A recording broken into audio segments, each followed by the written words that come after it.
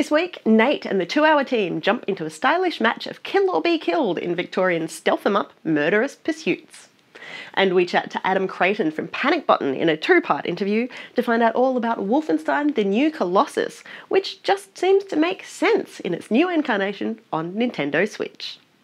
This is Player Attack.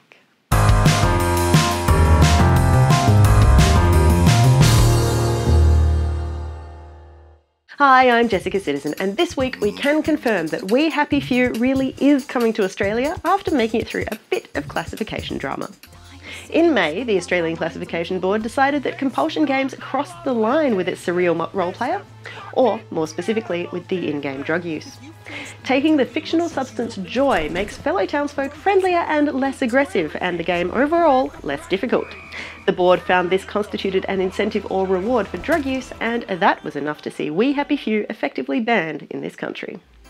However, perhaps acknowledging the irony of a game about government censorship being, censored, the Classification Board sat down to review its decision. And after some deliberation, the 3-member panel unanimously determined We Happy Few should receive an R18 rating, as well as a note that the game contains fantasy violence and interactive drug use.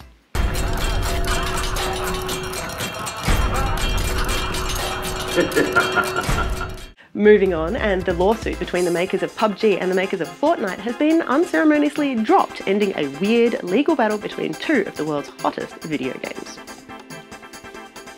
The court case started back in January when the team at PUBG Corp took offence at Fortnite's shiny new Battle Royale mode, accusing Epic's new gameplay of ripping off many of the characteristics of PlayerUnknown's Battlegrounds. Fast forward until today, and the team at PUBG Corp has sent a letter to Epic's attorneys to close the copyright infringement case, and that's literally all we know. The parties have confirmed that yes, that is what happened, but that is all either one is saying about it.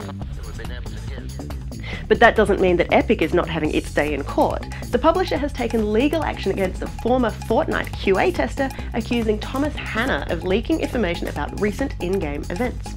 According to Epic, Hanna provided a handful of secrets about the game to a third party, who then posted them to Reddit.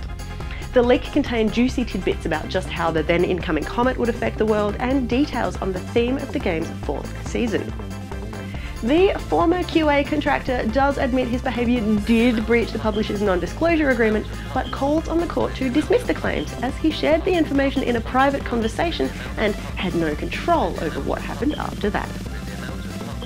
In other news, Fallout 76 is one of the next big things to come out of the pre-E3 buzz, and Bethesda's got a mixed bag of updates for us this week. First up, Pete Hines has said the game's multiplayer is not what everybody expects, explaining simply that's not what Bethesda's game studios does. Instead of being a simple PvP MMO or a guns-blazing free-for-all, Hines has promised something very unique, on a much smaller scale, with dozens rather than hundreds, and very much angled towards role-playing and challenges rather than griefing.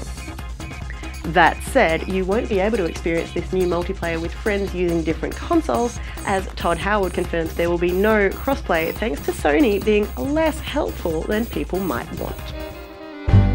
Almost heaven, West Virginia, Blue Ridge Mountains, Shenandoah River.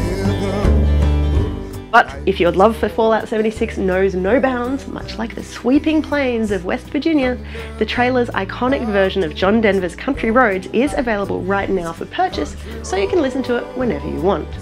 And before you start accusing Bethesda of yet another shameless money grab, all proceeds from the song are being donated to Habitat for Humanity, a global non-profit that focuses on providing affordable housing. Mama, take me home.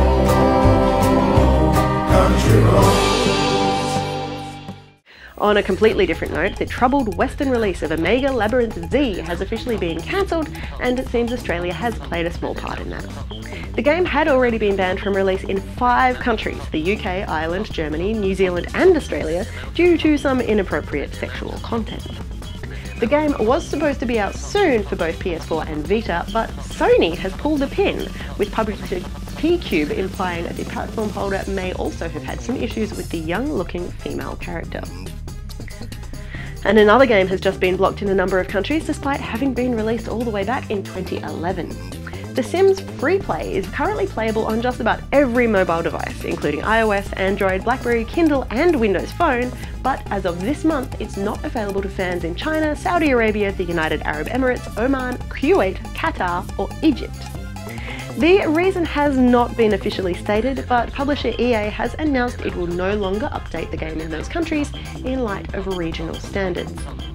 Looking at the countries in question, we're assuming those regional standards have something to do with same-sex relationships, which is a devastating blow to a series that has been so progressive since its launch in 2000.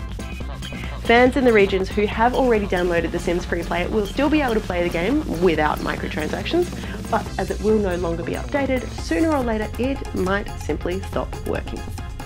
And finally this week, some good news from the Australian indie scene. Stunningly beautiful Metroidvania Hollow Knight has sold more than 250,000 copies on Nintendo Switch in just 2 weeks of being on sale on the platform.